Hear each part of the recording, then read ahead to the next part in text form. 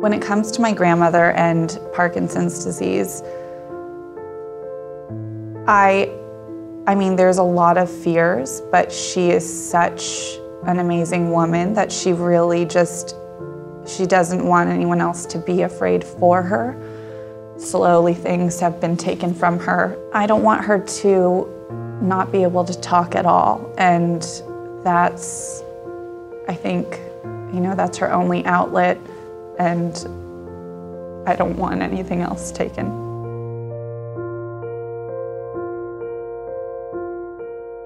My name is Jessie Draper.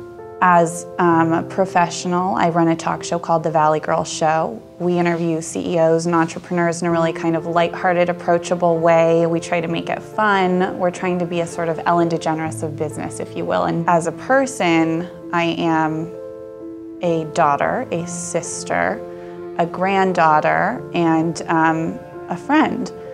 My grandparents have the most amazing love story of all time. My grandfather proposed to my grandmother after only knowing her a couple of days, and she was already engaged. She took a moment to think about it and then broke up with her fiance and married my grandfather, and it's been such a beautiful relationship. They're like connected, physically, emotionally. It's just a beautiful relationship, and I feel so lucky to have seen a relationship like that in my life.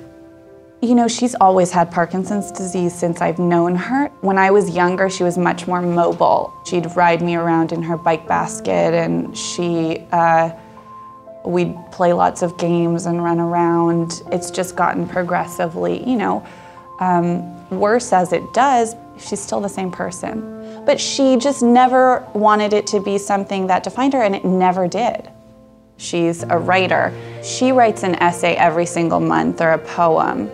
It's a coveted thing in our family to have a poem or a piece of writing about you. So most recently, because I was getting married last Christmas, she wrote a beautiful poem about my getting married, and it was just a beautiful poem. Anytime she's chosen to write something about me is just a very special memory to me. And going through life, she used to read them to me, now I read them to her. The Parkinson's Institute and Clinical Center is so much more than a clinical center. For my grandmother, it's something that has helped her through. She's a partner, she's not just a patient there. They help her manage her disease. They help her manage her life. We support the Parkinson's Institute because we want to help her however we possibly can, and further, you know, essentially the cure, and make her life better and easier, and we want her around as long as we can have her. I hope that in the future there is a time when no one has to live with Parkinson's disease.